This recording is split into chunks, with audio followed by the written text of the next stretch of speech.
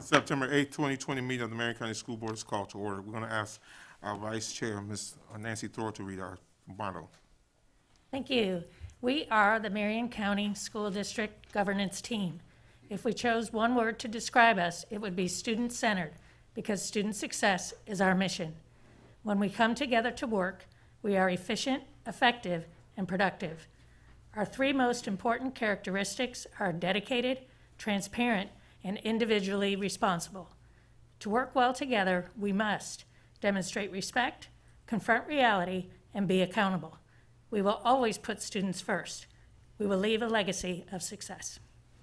I would like to ask the members of the audience to please remove their hats. For the courtesy of those listening to the meeting, I'm requesting everyone in the audience to please turn off your electronic devices and put them on vibrate. Later in the meeting, up to 30 minutes will be provided for individuals to address the board on matters concerning the operation of the Marion County School System or the school board only. Presentations to the board are limited to 5 minutes and are televised. If you wish to address the board regarding a regular agenda item or matters on which the board customarily takes action, you must first complete a peach form located in the table in the hallway. If you wish to address the board regarding a public hearing or a student discipline matter, please complete a lime green form. These forms must be fully completed and received by the board secretary no later than 5:40 p.m. The procedures applicable for each are on a separate sheet. Madam Secretary, please call the roll. Mrs. Nancy Stacy, District 1. Here. Mrs. Beth McCall, District 2. Here. Mrs. Kelly King, District 5. Here. Mrs. Nancy Thoreau, District 4. Here. Mr. Eric Cummings, District 3. Here. Ms. Diane Gullett, Dr. Diane Gullett, Superintendent. Here. Ms. Suzanne Green, School Board Attorney. Here. Please stand for the pledge. I pledge allegiance to the flag of the United States of America and to the republic for which it stands, one nation, under God, indivisible, with liberty and justice for all. Madam Superintendent? Chairman Cummings, members of the board, I recommend approval of the agenda for the September 8th, 2020 school board meeting with the materials in the board packet, those materials distributed to board members at the meeting, and the audio recording included as part of the official record of the meeting, with the exception of item D 26.1 that has been placed under discussion. May I have a motion on the superintendent's recommendation? So moved. Moved by Ms. Thor, seconded by Ms. King. All in favor signify by aye. May I have a motion to approve the minutes for the June 18th, 2020 administrative briefing and work session? So moved. Moved by Ms. King, Second. seconded by Ms. Call. Are there any additions or corrections to the minutes? There being none, all in favor signify by aye. Aye. Unanimous. May I have a motion to approve the minutes for the June 23rd, 2020 school board meeting? So moved. Moved by Ms. McCall, Second. seconded by Ms. Thor. Are there any additions or corrections to the minute? There being none, all in favor signify by aye. Aye. Unanimous. May I have a motion to approve the minutes for the July 7th, 2020 special school board meeting? So moved. Moved by Ms. Thor, seconded by Ms. King. Are there any additions or corrections to the minutes? There being none, all in favor signify by aye. Aye. Mr. Villanello, Deputy Superintendent, would like to present VyStar Credit Union Learning Lab at Bellevue High School. Good evening, Dr. Gullett and Chairman Cummings, school board members, Ms. Green and Ms. Martinez-Lopez. Later in the meeting tonight, the board will be voting to approve a contract with VyStar Bank. And what that's going to allow us to do is to put a real branch run by our students, for our students on the campus of Bellevue High School starting next school year. We're awfully excited about this relationship with VyStar because it checks a lot of boxes for us. It checks the box of community partnership. It checks the box of employability opportunities for our students, and it checks the box of financial literacy. It's my pleasure tonight to introduce Michael Rathjen from VyStar, and he's going to give a very brief overview of what this branch will look like. I'd also like to ask Heather Guest to stand up, and Ms. Guest, of course, is the principal of Bellevue High School, and then Ashley Morgan from our CTE department, and our CTE department will be providing support for the bank when it opens up next year. So Michael, welcome, and I turn it over to you. Thank you very much, Mr. Vianello. Good evening, school board members. Nice to meet you, Dr. Gullett. I look forward to working with you. And as Mr. Vianello said, my name is Michael Rathjen. I have the distinct privilege of serving as the vice president of our high school program with VyStar Credit Union.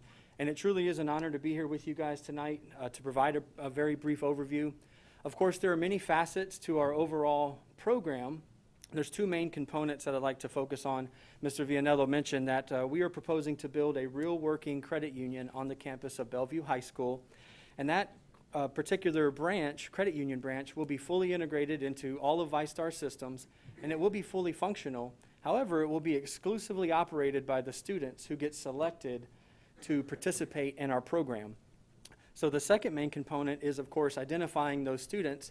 And what we are prepared to do as ViStar Credit Union is to offer a year-long paid internship to students who get selected to run their very own school credit union branch as an integrated part of their curriculum. So of course, not only would those students be able to have professional development when working with us over the summer and throughout the school year, they'll also have firsthand exposure and experience in working in the financial services sector. And then of course, they'll have a head start when it comes to what Mr. Vianello mentioned is understanding financial education. So there's no cost associated with this on behalf of the school district. ViStar covers the full cost of the design, the construction, the build-out. We also pay for the ongoing maintenance for anything within inside the four walls of the school credit union branch / learning laboratory. So as far as the upkeep for the furniture, fixture, and equipment, that all falls on the side of ViStar. And what we have seen firsthand as we wrapped up our 14th year of offering a partnership and having the honor of partnering with school districts by way of our high school program is the firsthand impact these type of programs can make. You know, they truly are mutually beneficial because not only do the students benefit by having this head start and having this opportunity, but the student body as a whole benefits because one of the things our students will be assigned to do is to deliver financial education to their peers throughout the entire school. And of course, they're backed by us at ViStar, which we've just celebrated our 67th year of business and have worked really hard to build a high-quality reputation for our organization. So it is a true community partnership. Our goal is to become a model business partner for you guys. And then our goal is to continue to be an example to other businesses and then encourage them to step up and partner with the district at whatever level you guys decide is most appropriate. So the thing with financial education, and I'm sure you guys would agree with this, is it's not a matter of if we need to learn how to handle our money or work with our money. It's a matter of when, right? And same thing goes for our students. So with that being the case, we can do one of two things. We can either take the time to prepare for our future, or we will take the time to repair from our past. And so this type of opportunity gives us a chance to live out the credit union philosophy of people helping people. And then our goal is to help students be as prepared as possible for their future and spend less time repairing from their past. So thank you guys for the time, and thank you for the partnership. And we're looking forward to a successful future together. Thank you. Mr. Rathjen. Members? I just want to say, I met Mr. Rathjen about a year and a half ago at the Consortium of Florida Education Foundation Conference when he was making this presentation, and I was so impressed with it because the results they're getting are truly phenomenal, and I look so forward to our children having the same opportunity. Now, if it's successful at Bellevue, will we be able to add programs if we want to, or is there only one per district? There is definitely a possibility to add more. One of the factors to consider is if we have a support branch in the area, in the vicinity of that school to support Oh, that okay. partnership. Okay, So until that can be done, we are open to teaching financial education throughout all of the oh, county good, okay, and helping in that capacity, for sure, thank you. absolutely. Thank God and thank you. This comes at a very timely moment in my personal life because our middle son is about to graduate from the University of Mississippi with his accounting degree, thank goodness, but being a Florida resident, he has accumulated loans and scholarships and debt, and it is so, so important. Kids can't learn any younger Yeah. about the importance of finance, so really excited about this. Thank you. Yes, ma'am. Honored. Yeah, I love this idea. Actually, I don't even know, Mark, do you recall our conversation we had probably about a year ago? And I was at a coalition meeting, and I called Mark up, and I'm like, Mark, there's this really cool program going on at, I think it was Orlando. And maybe you're familiar with it, Dr. Gullett, but I was super excited. So when I saw that on the agenda, I'm like, I'm just so grateful. And thank you for recognizing that students do need financial education, but also understanding the importance of our community and training our youth, that will be in our community one day. And Ms. Guest, thank you for allowing that to take place at Bellevue High. Thank you. Absolutely. And I too appreciate it. It's going to be an eye-opening experience for some because they thought money grew on trees.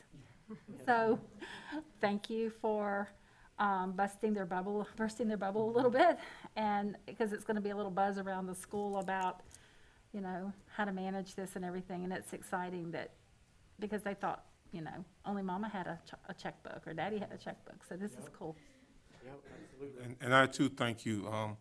When this was brought to us, I remembered, and I think I mentioned to Mark, that when I was in high school, there were some type of programs where kids could work in banks and get some experience.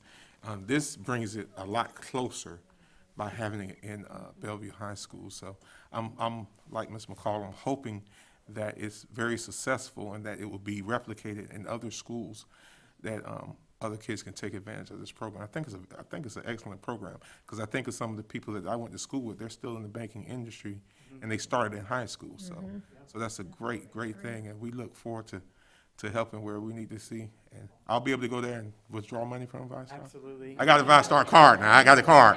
I just want to make sure. You have legitimate school-related business to be on campus. Okay. So if I'm running low on cash, there's an ATM I can. For the record, it will not be open to the public to just swing by. It'll be fully integrated to their CTE programs. Yeah. You already grilling? Okay. Good. Thank you. Yes. I appreciate Thank you it. guys very much. Dr. Gullett?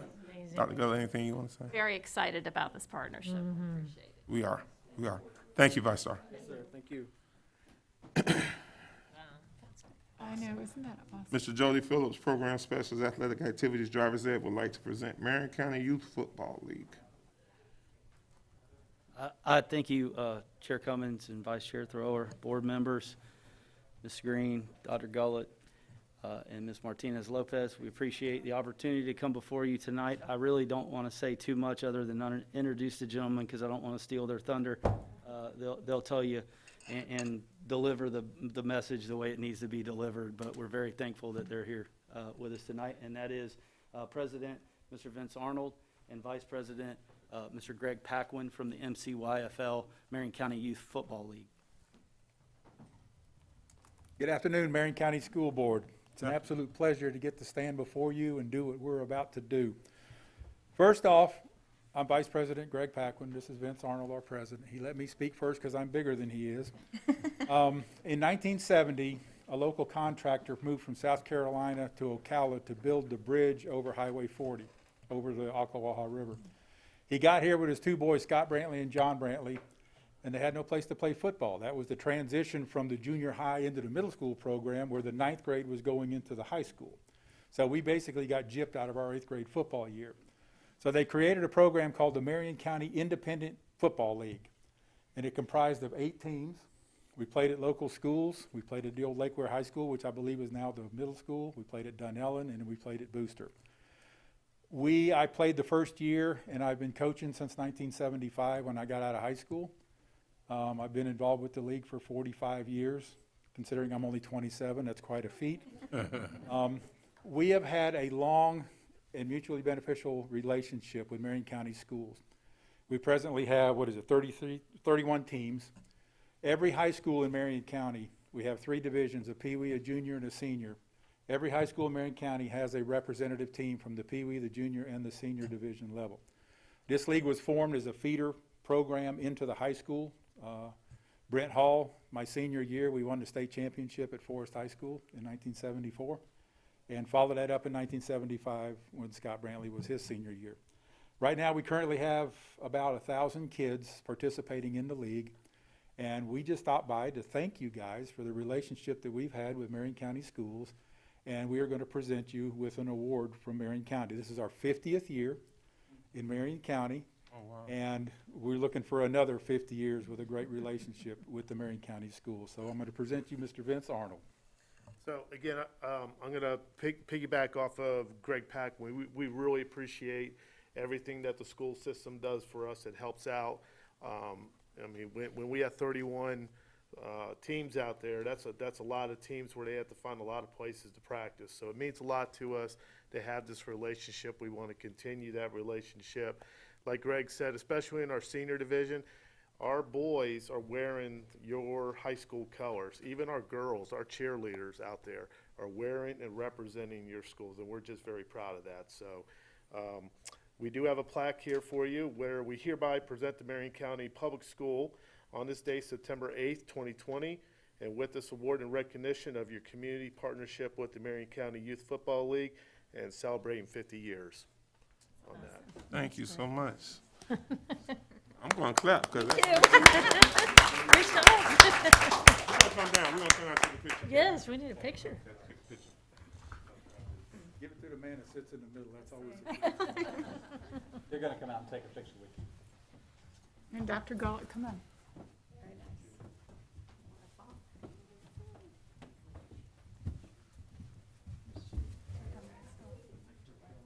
Oh, yeah.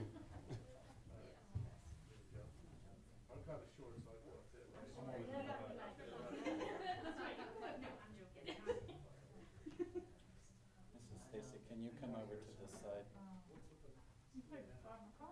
That's okay, wait, I can see you. No, Mrs. McCall scooted over, now we can't see you. There we go. Here we go. And stay right there, a couple more.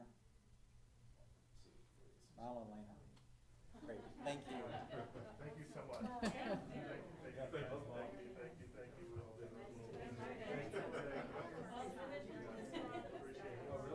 you very much.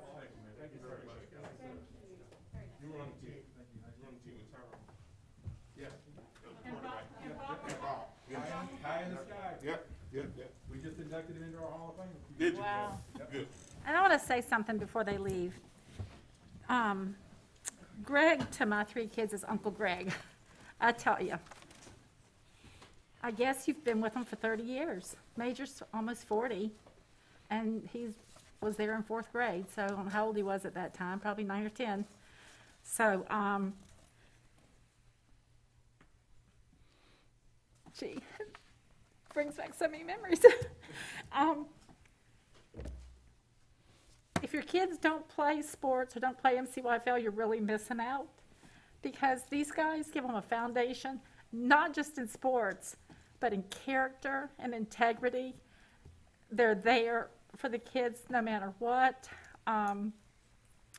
My daughter absolutely adored Greg and my boys and thousands and thousands of kids. I bet you can't even hardly go to a restaurant without kids coming up to you and saying, hey, coach, hey, coach. I bet it's hard. You have to go to Gainesville probably to get a meal because everybody knows you. Thank you so much for all you've done. Thank you, guys. Thank you. You guys Thank do you. provide a great service.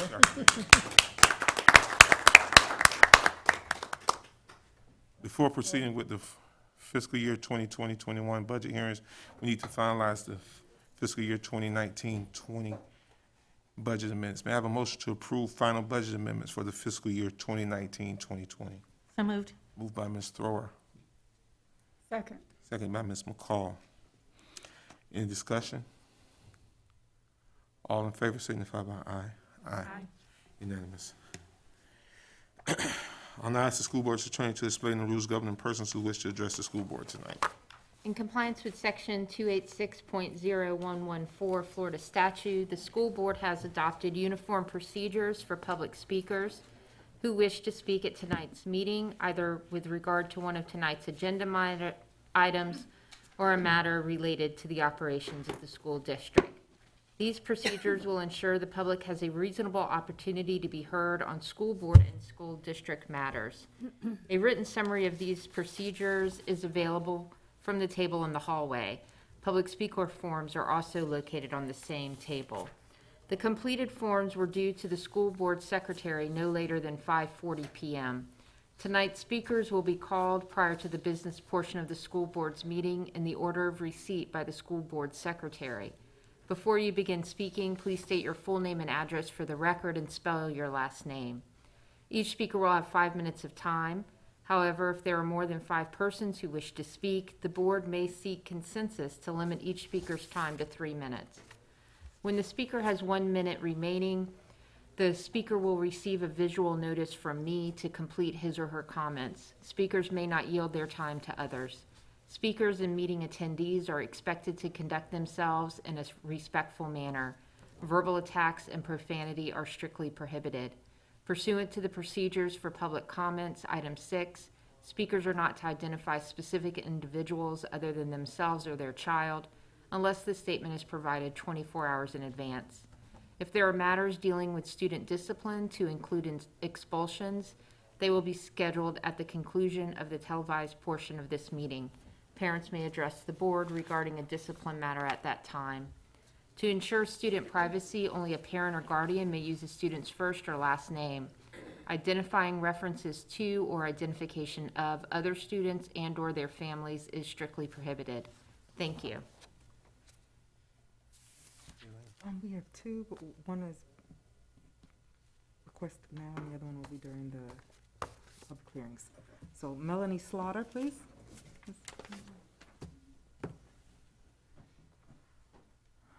Good afternoon, or good evening. Melanie Slaughter, 4525 Southeast 12th Avenue, Ocala, Florida, 34480. I am here to discuss postseason participation in sports. Specifically, not to give anybody a hard time with cross-country, but just sort of to point the board in the direction of the event that was held this past weekend. There were 88 teams from all over Florida. They all congregated here. They had a great meet from what I hear from people that were involved. There were 500 runners here, and they were from throughout the state. Based upon that, we're asking for the other sports to have the same opportunity postseason to travel outside of Marion County and participate in district, regional, and state play. Because I just think that that's fair to do that. And I think we have to have uniformity in how we're going to do it. Now, they're going to have to travel outside the county for every other meet they do this year before they go to regional, before they go to district, before they go to state. And God bless them, I hope they get to do that. But we want the same opportunity to do that for football, for volleyball, for the other sports that are, I think, just as able and should be able to travel. I mean, right now football's in a bubble and we can't leave Marion County. We can't play a team from Gainesville. We can't play Trinity Catholic because they play out of county. And we're limited severely on what we're allowed to do.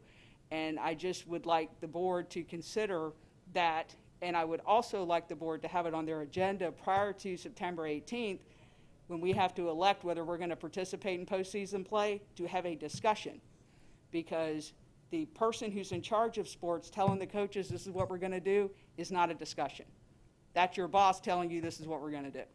And that's not something that I think is consistent with the way this board's been acting recently, which everybody appreciates, the openness with the board's been acting, with the superintendent getting feedback from people.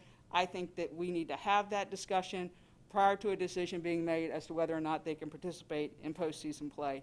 And then the final thing, from the cheerleading parents. They're telling the cheerleaders at Vanguard that they have to cheer out of the end zone in the football games. I don't know why. And that the opposing team can cheer on the sideline if they want to. And so the cheerleading parents are not happy about that. I just throw that out there. I don't know why. I don't know if it's because Vanguard doesn't have a track for them to cheer on or what the reason is, but all the parents are upset about that, so I just give you that notice. And I think that's everything I got from parents in the last couple of weeks. Before you go, Ms. Slaughter, is Mr. Phillips still here? Did he leave? Be honest with you, Ms. Slaughter, I didn't know anything about the cheerleading. I hadn't heard anything about that. Any of you guys heard anything about that? The only thing I've heard about cheerleading is that apparently they are going to be expected to wear their masks while they are cheering, like when they go out to do their formations and stunts and stuff. And it's going to be really, really hot. I can understand having to keep your mask on when you're not cheering, but when you run out to do a cheer, I And don't. cross-country kids, I mean, I saw it on Twitter and all over the internet, they were all bunched in together when they took off running. And so if they don't have to wear a mask, I don't think it's fair to the cheerleading parents to put them in that position. I don't think volleyball kids, when they played this past weekend, I don't think the girls were wearing masks when they played volleyball. So if they're going to be athletes, which I think they are, then they should be treated the same way as every other athlete's treated. And I don't think it should be well, they're just cheerleaders, so they just need to do whatever we tell them to do and stick them in the end zone and put masks on them. I just don't think that's fair to parents that have girls doing that. Well, I'm thinking about the close contact for 15 minutes or more, you know, in the CDC guidelines. I don't know of one cheer that lasts for 15 whole minutes. Right. So they would be together quickly and then away and out in the open, but this is probably a conversation for another time, but I just did want to share that that was brought up to me right before I came in I tonight. think what Attorney Slaughter asked us is that there be some real discussion on it. And I think when Mr. Phillips does meet, as you stated, Ms. Slaughter, that it is a discussion with the stakeholders, the coaches, the parents as well, and that recommendation needs to come back to us as a board. I never anticipated that our kids, me personally, never anticipated that our kids would not be participating in districts or regionals or state football, volleyball. I felt that the way this process was supposed to be set up, from my understanding, I could be wrong, from my understanding, that they were trying to keep a bubble so that they could get to a postseason. And I'm totally fine with that, and I think that's great, and that's what everybody wants, but the problem is you have to elect whether or not we're gonna go before we play a game. And that's going to come up, I think, at a work session, the Well- 17th work session. And it has to be decided by the 18th? Yes, ma'am. They have to let them know. So is that, I mean, that doesn't give an awful lot of time. Maybe we need to have a special work session can. just for this. We can, and that way, those stakeholders could be brought to the table so we can get their input prior to the 17th. We're at the day is the 8th. Elena, what's our calendar looking like? Because, I mean, this is very important. And I agree. I think that we really need to, And we do need to get some closure with it. we need to give them some closure, so season we can need to have those move forward. discussions. I don't know when it is, because I don't have a daughter that cheers, but I know there's some type of competitive cheerleading as well, but I don't know if that's in the fall or not. I don't think it is, but I think that's, I think it's normally in the spring.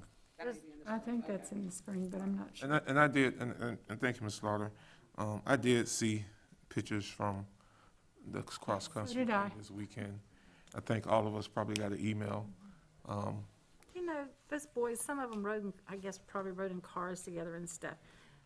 We're just, when they're at the beach or they're driving to school, they drive to school together, these boys, you know, 4 in a car and everything.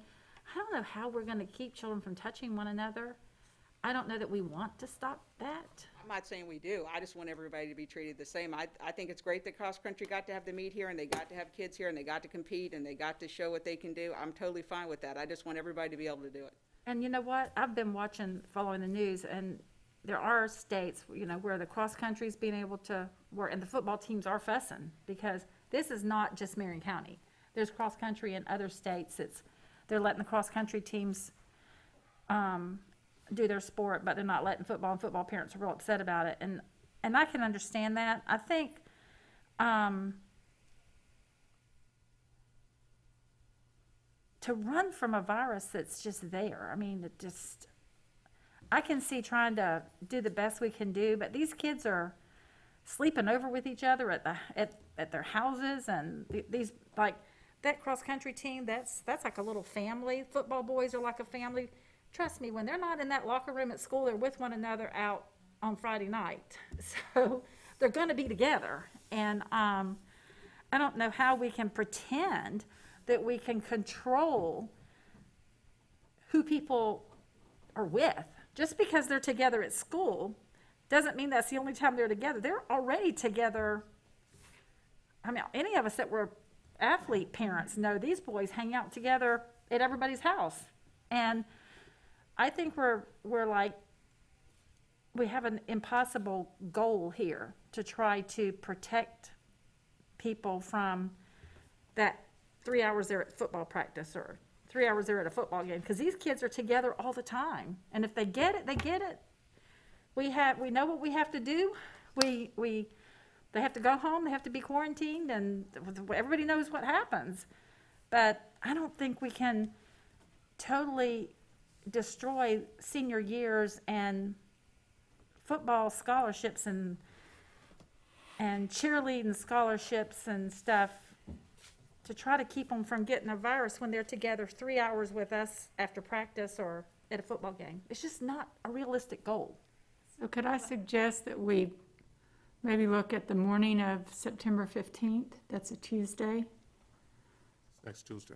And then if there are questions that come from that meeting, then they can get them answered before we come back on the 17th. I just don't think the 17th is enough time for us. I think we need to have the discussion earlier. We don't have 7 days. Yeah, I know y'all were holding the 16th, I'm sorry to speak out of turn. Oh, we were holding the 16th? You were holding the 16th for, attorney interviews, which I think got That bumped. got moved. Right. That's getting altered. So can we do the 16th? Doesn't have enough time. No, that doesn't give us full 7 days, unless it's, I don't know if this constitutes as an emergency and we can do it. I don't. I think it's an emergency to the students that feel strongly about this. Seeing that the short time frame for us to turn around and get back to the state, that could constitute as being an emergency hearing meeting. You can do it as, an emergency board meeting on the 16th. Right. Is that enough time if we have questions for them to get the answers to come back on the 17th? It's gonna have to work. Okay, all right. Have to work. I think it would have to work. So can we, you guys are in agreement for the 16th? Yeah.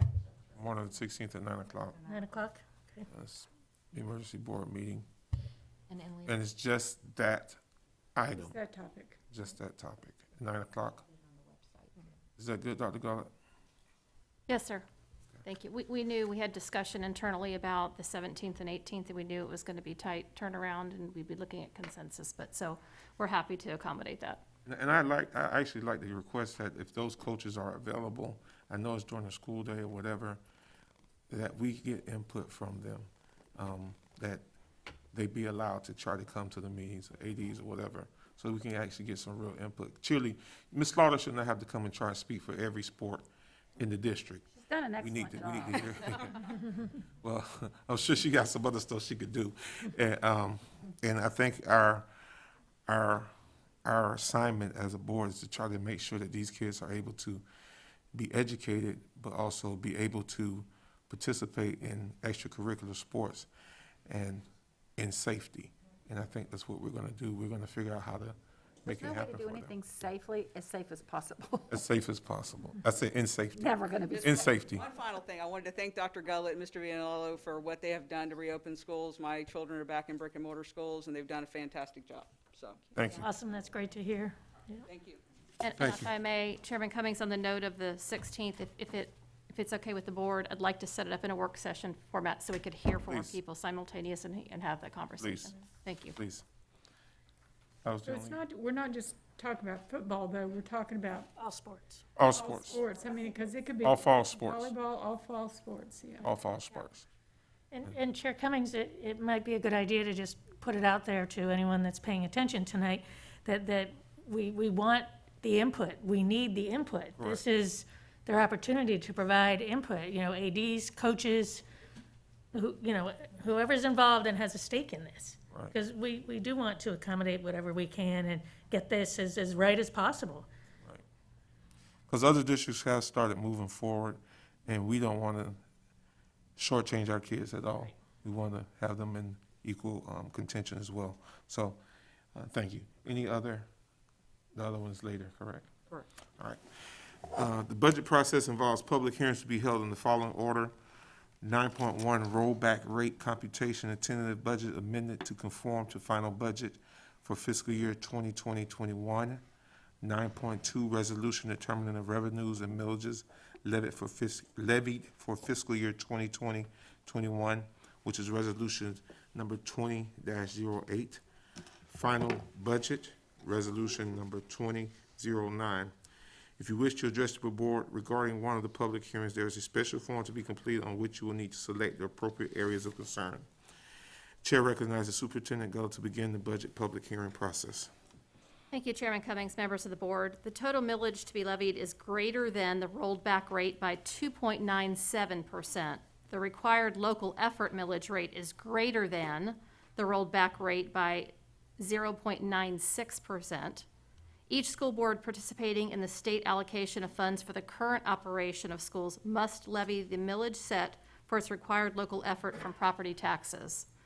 As a result of work sessions held by the board since the adoption of the tentative budget of $651,786,423 on July 28, 2020, the following changes have been made and have been incorporated into the proposed final budget.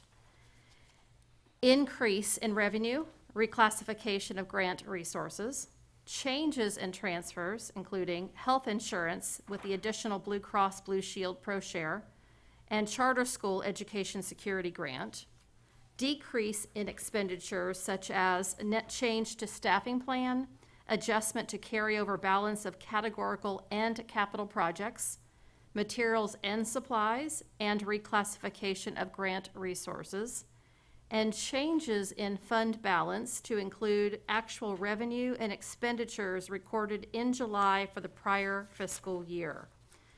The following attachments have been added to the rolled back computation on September 9th, 2020. Revised memo, changes from tentative to final budget, certification and compliance, public hearing certification, and fiscal year 2020-21 final budget publication to be published on Marion County Public Schools website on September 9th, 2020. May I have a motion on the superintendent's recommendation that the board amend the adopted tentative budget to conform to the proposed final budget for fiscal year 2020-2021? So moved. Second. Moved by Ms. McCall, seconded by Ms. King. This is a public hearing. Does anyone wish to address the board concerning the rollback rate and/or amended tentative budget? I have one. Go ahead. Francis Button? Burton, I'm sorry. Francis Burton? I'm sorry. It's 9-2? Okay, so it's not for this one? No. Okay. So, there being no discussion, all in favor signify by aye. Aye. Aye. Superintendent. Thank you. The School Board of Marion County, Florida proposes a total millage rate of 7.0180, which is greater than the rolled back rate of 6.8153, mills by 2.97%. I recommend the board adopt Resolution 20-08, determining revenue and millages to be levied for fiscal year 2020-2021. May I have a motion on the superintendent's recommendation that the board adopt Resolution 20-08, determining revenues and millages levied for fiscal year 2021? So moved. Moved by Ms. Thor, Second. seconded by Ms. McCall. This is a public hearing. Does anyone wish to address the board concerning the millages? Elena. Yes. Mr. Francis Burton. Mr. Burton.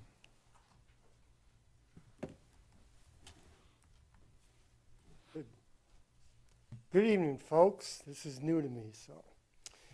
Mr. Cummings, it's a pleasure to see you, former correctional officer Francis Burton here. How are you, Sarge? I'm well. Good to see you, man. Better out here, isn't it? Yes. What a pleasure. Folks, really, this is just for me as FYI. This is the first time we've been homeowners in Florida, and I'm just questioning, there's a non-ad valorem assessment on our tax bill this year. Last year, they're saying it was $16.18. This year, they're proposing it'd be $14.58 without the ad valorem. If they do this, we're looking at $18.18, which is a $301 increase. Percentage-wise, that's close to 20% plus. And I'm just curious as to how this comes about. So let me just address 3 items that are assessed on this non-ad valorem. The residential fire, the county stormwater, which I'm curious about because I live in a community that quite frankly does not have a stormwater system, and waste, which I either go to the recycling center or pay for pickup and delivery. So I don't know, is that solid waste? Is that what we're talking about? No. Somebody clarify for me? I'd be grateful. Well, I think that would be for the county. That's, Yeah. yes, Is it? All right. yeah. Come on, Miss Boston Ellis. The numbers. 'Cause I was finna stop Sarge and tell him, hey, you at the wrong meet. The school millage you will find on here. Let's see. So is that different than what I'm Yes. talking about? Yes. Yeah, This I'm is, not sure. what you're talking about is all county millage. Here's the school millage. Okay, So this would be the increase here, okay. $21. Incidentally. The kids will appreciate it. Just for, He has a lot of money. Got it right now. no, just for a point of clarification, the way the millage is levied for school districts, Okay, we have a required local All right. effort millage that the state tells us we have to levy. all right. And then there are some discretionary millages, what we use for capital outlay.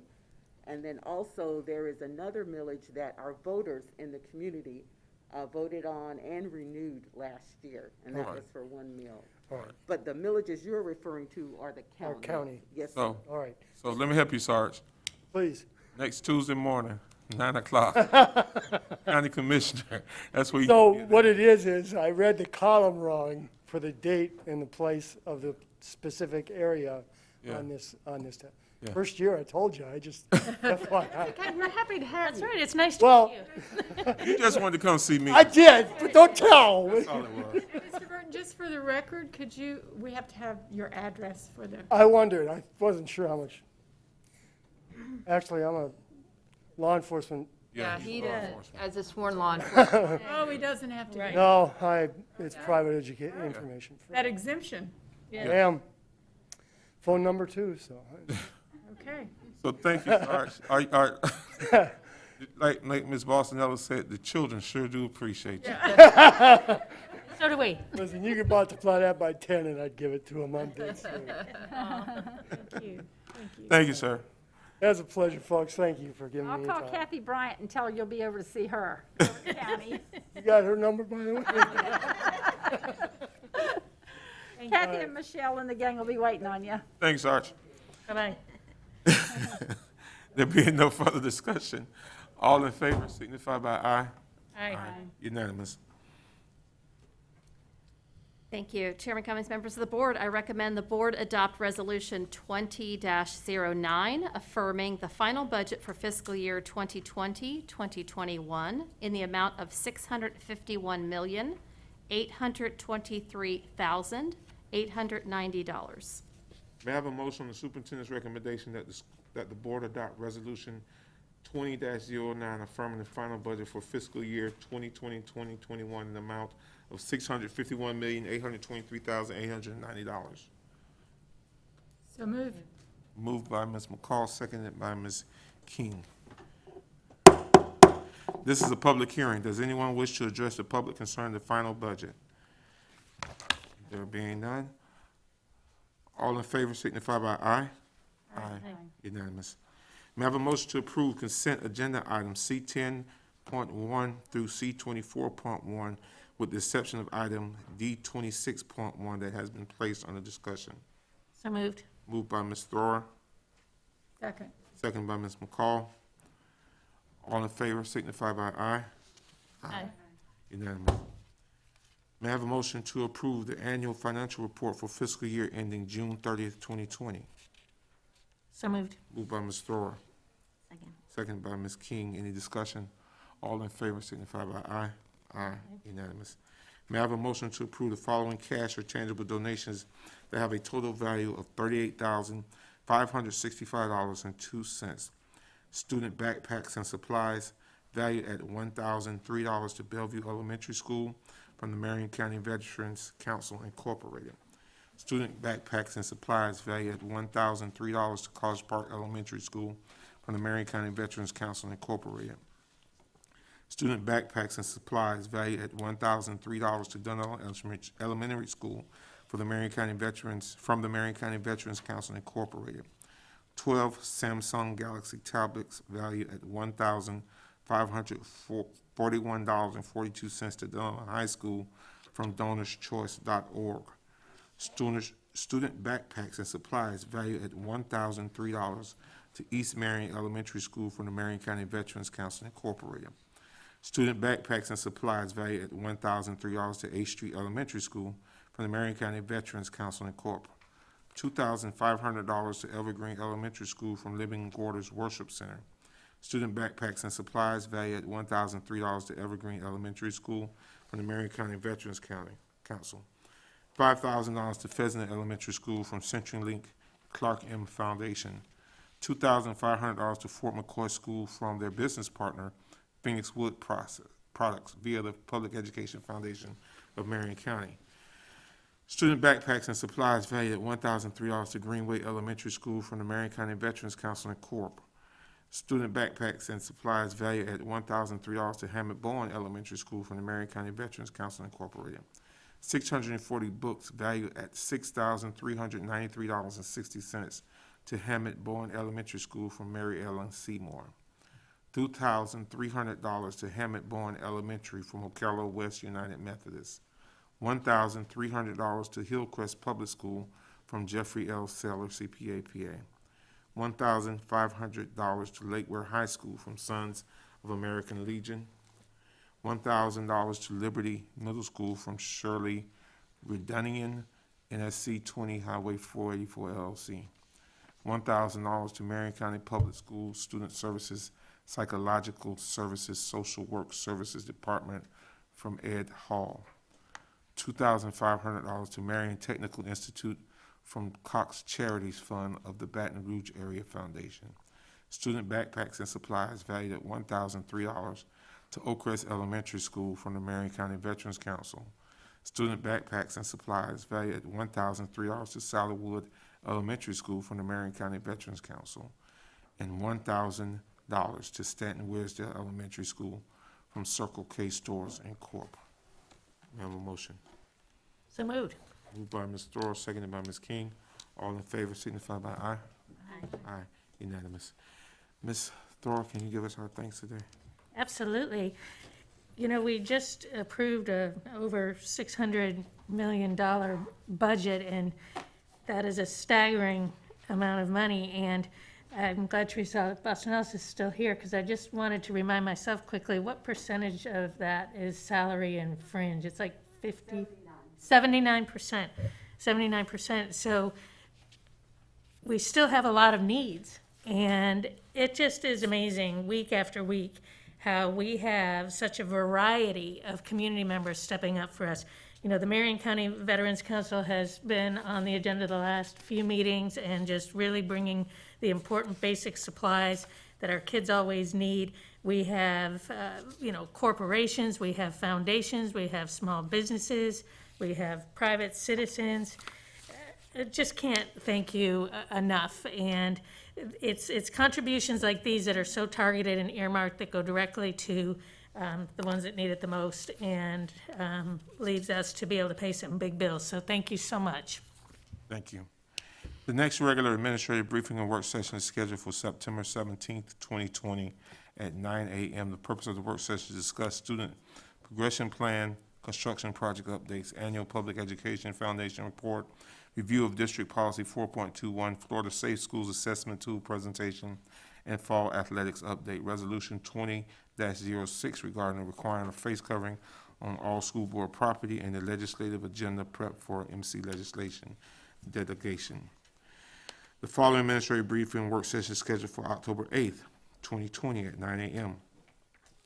Purpose of the work session is to discuss long-range planning, technology plan update, and attorney contract discussion. Ms. Elena, any Good, comments? thank you. Thank you. Suzanne? Nothing. Attorney Green? Dr. Gullett? Thank you, Chairman Cummings, members of the board. Something that Ms. Thrower just mentioned is actually part of what I wanted to talk about. I wrote down the word partnership tonight, because when you think about VyStar's partnership and Marion County Youth Football League and donations, we will often realize how fortunate we are for our partnerships. So I just want to bring that attention forward. And we talk a lot about the pandemic and impact, but we're forward thinkers too, and we're working and planning ahead for what that future looks like for all of our students. So appreciate the partnerships. I also wanted to just remind the board that I am beginning roundtable conversations with employee groups starting later this month in small groups. Those are intended to be just with me and small groups so that I can hear from our employee groups what's working and some areas that we can grow from. They are not about COVID-19, believe it or not. They are about That's anything. refreshing. Right? They are about anything that the employees want to talk with me. And again, they're private conversations to help keep me informed, and they will be ongoing. So those will start this semester. They'll keep going in the future. I will also begin the process of working with, doing the same externally with business groups and community groups. I've already had a great conversation with Kevin Shealy with the CEP to help to try to organize those into different groups for me outside. And so I'll be working with him with the business sector and then be working with community groups as well to, again, to keep the conversation and work on improving our communication so I can hear directly from various stakeholders in our community. And I look forward to that. Thank you.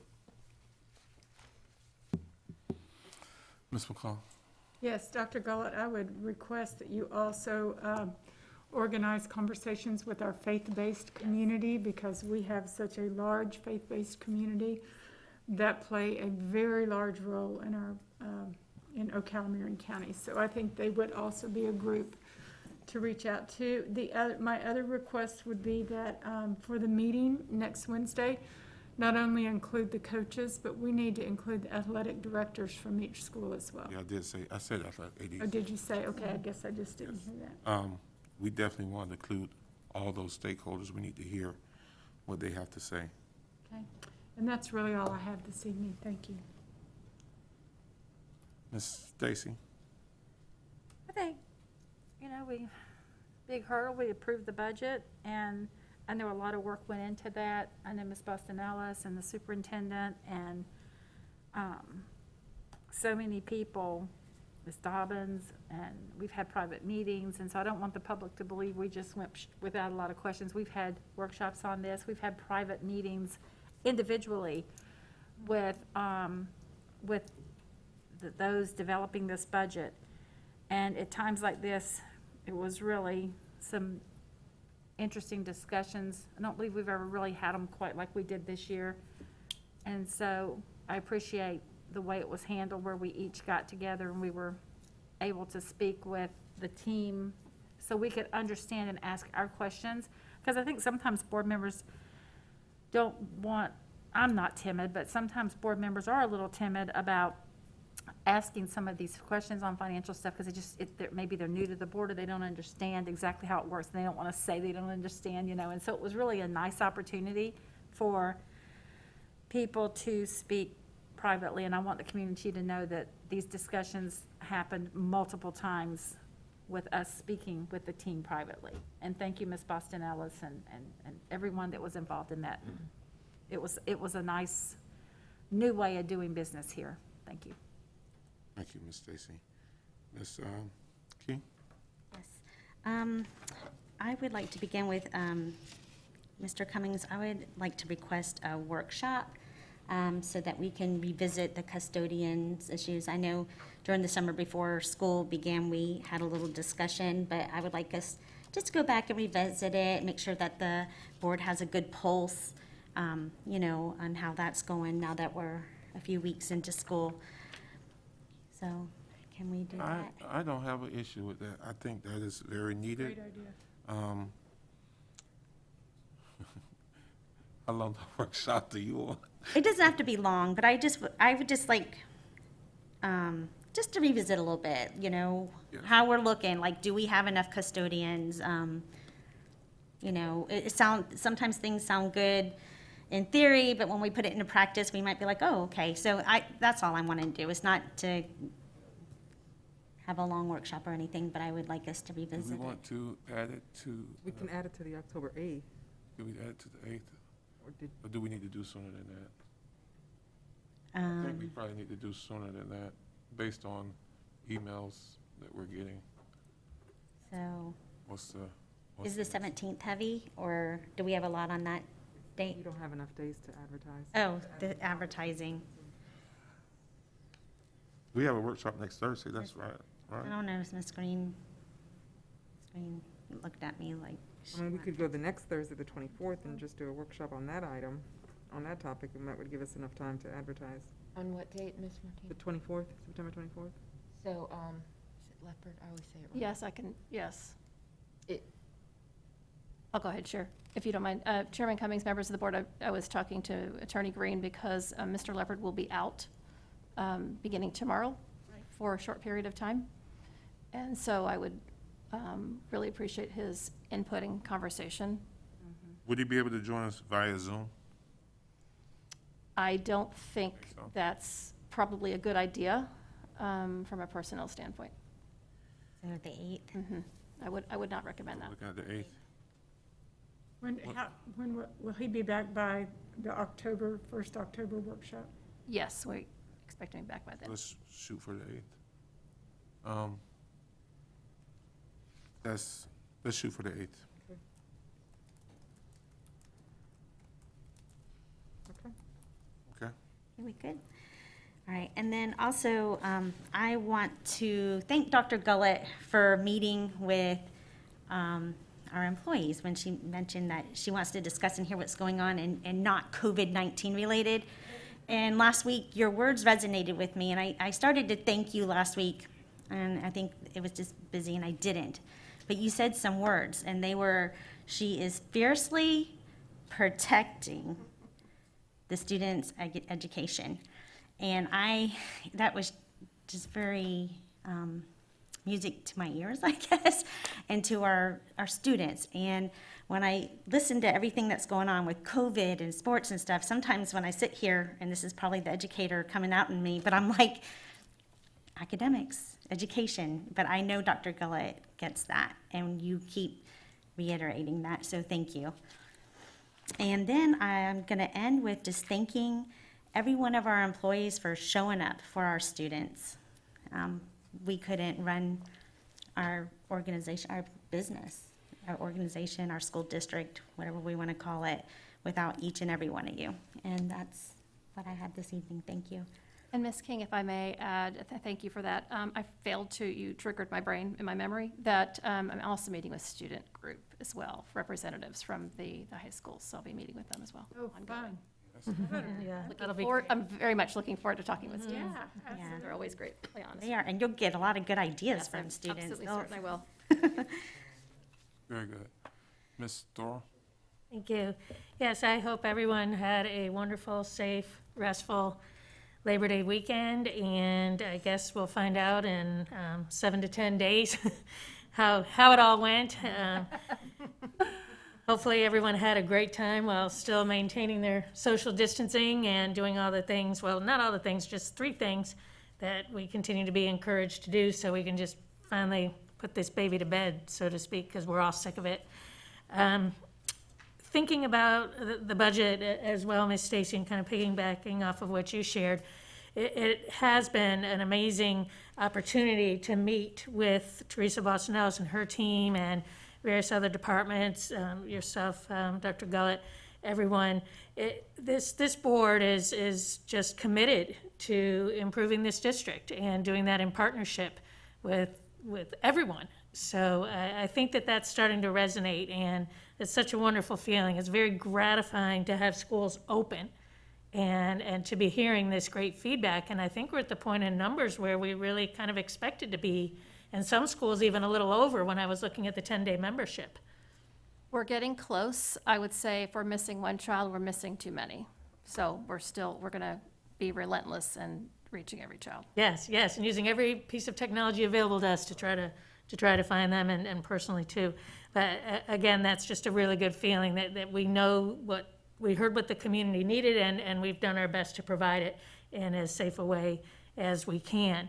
And again, thinking about the budget, almost $652 million, that is a lot of money. And then I think about, 79%, so we'll call it 80%, is salaries and benefits, and for our employees that we really need. And so that's 80%, right off the top, which, doesn't leave as much as we wish that it did.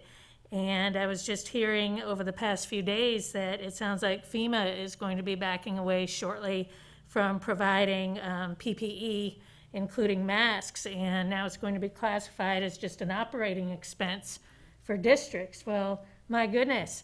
I think we have plenty of operating expenses already, so that is troubling to me and the community, myself included. I'm a penny pincher. I always want to know where my money's going and what it's going to be used for. And it brings up a conversation that we just had last week about our legislative, what we're going to be emphasizing. And I know we've been talking about this for a couple of years, that by and large, many people do not even have a home phone anymore. They use their cell phones exclusively. And yet we used to get a lot of revenue from those home phones. So once again, I believe we agreed, and the community really does need to hear this, because we're not talking about an extra tax. What we're talking about is repealing the home phone tax and replacing it with a tax as small as possible on cell phones to bring back some of this revenue. Those of you that follow the news, we have almost $554 million in our 5-year plan for building and maintenance, and only 208, almost 209 million of that is funded. So that's a $345 million shortfall. Where is that money going to come from? So hopefully we can get some traction with repealing the home phone tax and replacing it with a cell phone tax that, again, is as low as possible, that allows us to fill in this gap that has been created. So we're not asking for anything new. We're asking for help in this direction, especially since we continue to get these mandates, with school security that we have to pick up. And now FEMA's backing out of the deal, apparently. We always step up, and we're going to provide and do what's best for kids and our employees. But when something makes sense because we had it and now we don't, it's just diminished because of technology, I think that that's a good case to bring, to the community and to our legislature. So I think that's it. My only other question was on the weekly emails with the statistics of COVID-19. I just want to make sure that every employee is getting that email. I know I am, and I really appreciate that, and I appreciate the format being changed and adjusted to make it as user understandable as possible. But just to make sure that our employees are getting it too, because of course everybody wants to know. And we're posting it on our website. And it's posted on the website too. Okay, all right. And that's it for me. Thank you. Yes, you just reminded me something, Ms. Sora, and thank you to our leadership team, Dr.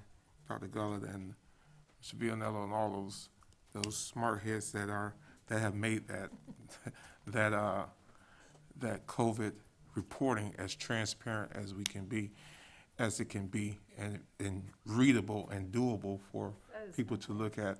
As I looked at other districts, you guys went back and made ours as simple as it could be, and it covers the things that we need to cover so that people understand that we are tracking those things that need to be tracked. I thank you guys for doing that in a quick turnaround. You did it in a few days, so I appreciate it. I really do. Then I also, while we're still on COVID, I just wanted to say, I pray everyone had a safe holiday weekend. I pray everyone did the right thing, and numbers are moving in the right direction. I just don't want us to get complacent at any level. We cannot get complacent, because if we get complacent, we'll end up going in the wrong direction. And I want us to keep heading to the right direction until we get to that destination where we need to be. So I'm encouraging our staff, our parents, our students, please still follow these protocols, these procedures, these things that are in place. I was a little disheartened to get the email with some of the pictures that I saw this weekend over certain things, sporting events and things. That's disheartening, because I don't want us to take one slip of the moment can just send things in the wrong direction. So I want us to continue as a district to support those endeavors to do things the right way and to not get complacent when it comes to safety. We know we can't be nowhere. No one is going to be 100% safe, but it's our job to try to mitigate those issues. So I thank you for that and for being safe. The other thing I want to talk about, as I kind of been going around and looking at schools and having conversations with people, is staff stress. This I had to say it several times. This year has been different than other years, and there is staff stress, and I don't want. I ask that those people that are in supervisory positions assess your people. We can't continue to be in a day where we just walk by people and don't speak, don't ask them how they're doing, just have a visual check. People are stressed out, guys.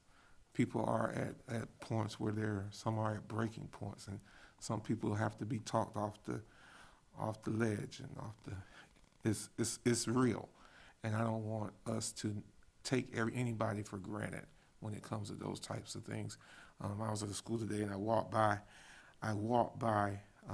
some staff members, and I had the principal and assistant principal with me, and these other two staff members were walking by, and one spoke and the other one was like, she was just, her head down, was in deep thought, and I was like, what's wrong? I actually stopped her because I wanted to know what was going on, and she said, I'm just in deep thought about, am I going to get all my work done today? We have to do these checks with people. These are our folk. We have to take care of them. We have to have a conversation with them. And I thought about this when I worked in law enforcement. When people got to that point where you did not notice them, those were the guys that we found hanging. Those were the guys that we found doing things that they should not have done. Those were the guys that staff members that end up going home committing suicide. So I'm just asking us as a district that we notice our people, that we talk to our people, that we just, if it don't look right, let's check it, because we have some people that this is stressful for everybody. And I don't want to downplay anything and say that we should not, that our people don't care. They matter. What they're going through is real. What they're going through really matters. And when people are saying, I just don't know what I'm going to do. There were some people that were just happy to get to last Friday and get off. They really needed those 3 days just to recover. And back in my days before, a long time ago, I was one of those people that on Fridays I like to head for the mountains. Y'all will get that in a minute if you're my age or older. And there were a lot of people that were heading for the mountains Friday. So we need to make sure that we're just checking with our people, because we have some great staff. We have some great people that work for this district, and every one of them matter. And we appreciate everything that they do day in. And I'm not just talking about our teachers. I'm talking about it's stressful for our lunchroom people. It's stressful for our bus drivers, our custodians, and Ms. King brought that up. It's stressful for our maintenance folk. It's stressful.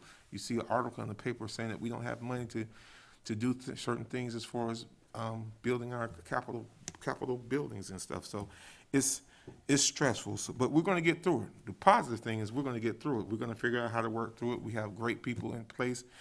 I thank Ms. Boston Ellis for the budget and being on us about dealing with this budget and making sure that we see the numbers and that we know what we're working with. And as you can see, even one of my former coworkers was here, because everybody's looking at everything, and it's a different time. So we need to just continue to look at that stress level.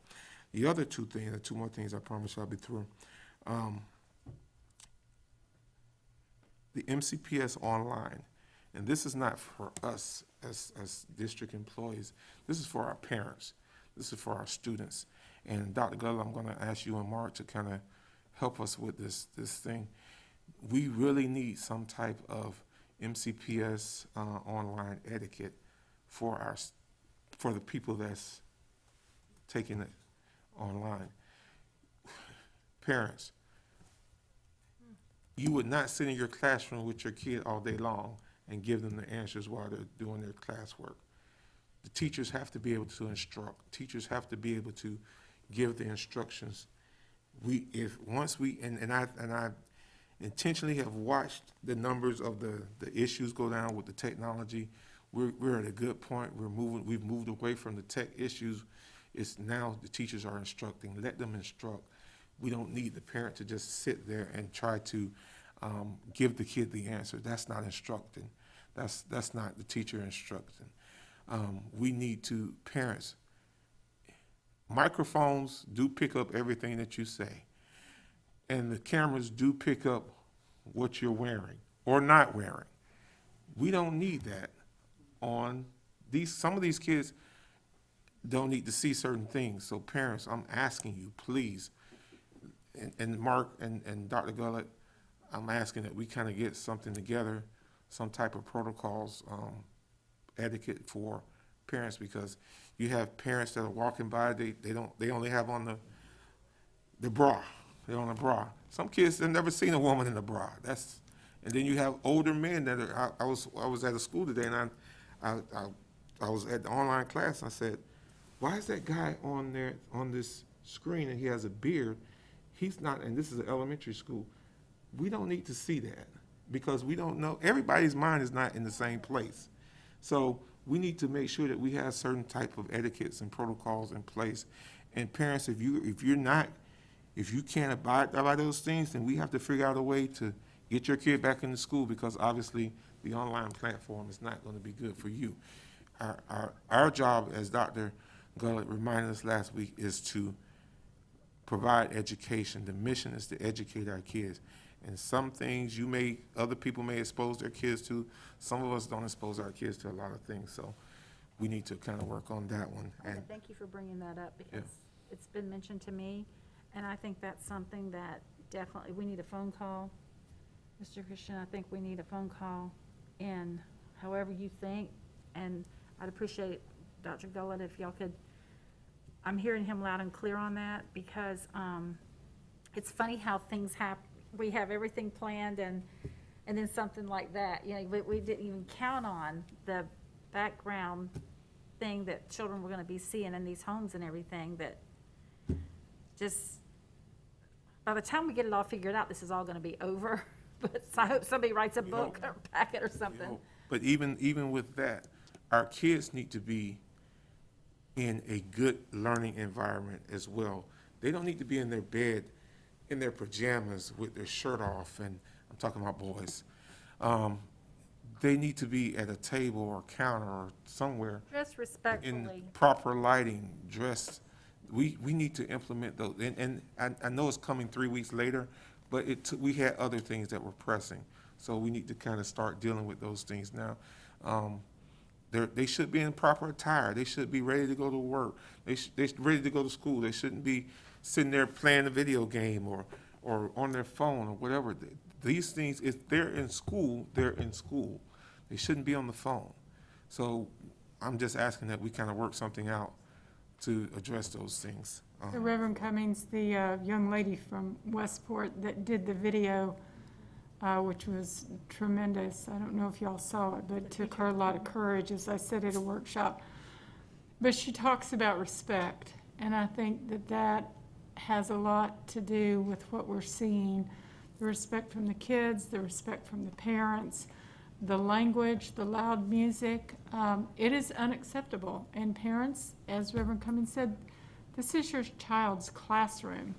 So, but I like that's maybe an etiquette to send home. Because teachers if a teacher is paying attention, they're have to cut off all their kids' videos and audio so that these kids are not hearing or seeing certain things. That is a class disruption. So we really need to. Well, they still get conduct grades, correct? The Yeah, students- But it's not, sometimes it's not the kid. it's the parents. Okay, yeah, I was thinking too, so if it's the student, there is a conduct grade. Yes. So that can be Yes. If it's a probably easily or corrected, but you're correct. with the parents that make inappropriate gestures or things, then most certainly we need to have some type of something. And I had heard that, and one complaint I had come back, that Microsoft Team didn't have a mute button, could not mute the kids back, they can unmute. They can mute them, but the kids can But unmute the Google themselves. Classroom had a way to override it, and I think Team's working on trying to get that fixed, so that was a problem that I was called about. All right. So parents, what I'm asking you to do, at the proper time your kid would be in school, put them in the right place, in the right setting, set them up to, on their computers, let them go to work. You do not need to sit there with them the whole day because the teacher needs to instruct. And not you telling the kid, that's not the right way to do it. Let me show you how to do it. Because you're undercutting the teacher. And the teacher if you're gonna teach them, then you teach them. Keep them in virtual or whatever, but homeschool. But if you want the teacher, our teacher to teach them, let our teachers do their jobs. Let them do their jobs. They need to be able to do their jobs, so. And then, testing, state testing. Our schools are coming to, I think October would be like some of the first QSMAs.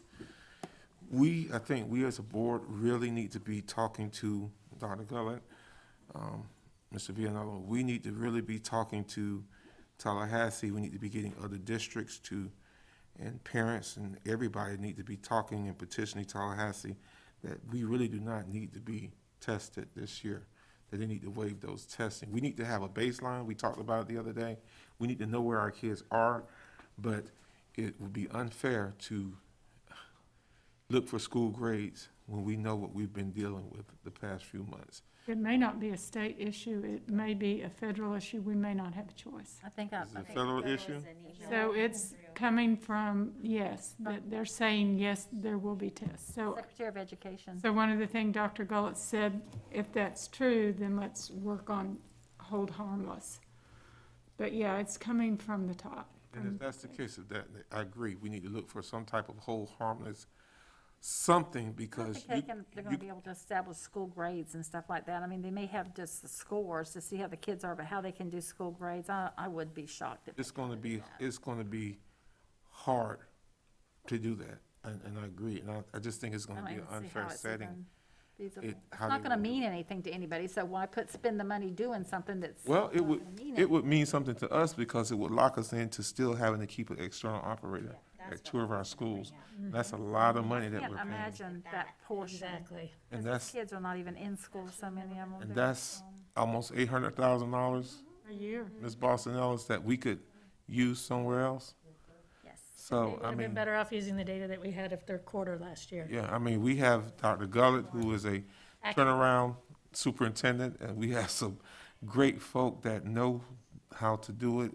We need to be able to get our own stuff, and so that was that's really been on my mind about that situation. Then one shout out, I want to give a huge shout out to Ms. Ashley Kemp and Liberty for the video. I hope you guys saw the video. It was about the ease. Yeah. Mark, you should have been proud of that one. Well, I'm sorry, Foresight. Kemp, I was at Evergreen this morning. Foresight from Liberty. That's awesome. Yeah. They kind of look the same. Yeah, they same type bill, yeah. So, but yeah, Ms. Foresight at Liberty, they did an awesome job with that video. Really good. We need to keep playing it over and over and over that was really good. Good rap. And I saw Ms. Daly in that one, handling the basketball, so that was a good one. So again, please take into consideration the things I said, and I don't have any other comments. With that being said, do we have any disciplinary matters tonight? We have no one to speak now. Okay, good. So, there being no further business, may I have a motion Oh, to, wait a second, you still got to do before addressing on expulsionary matters for the alternative placement list. I'm sorry? Oh,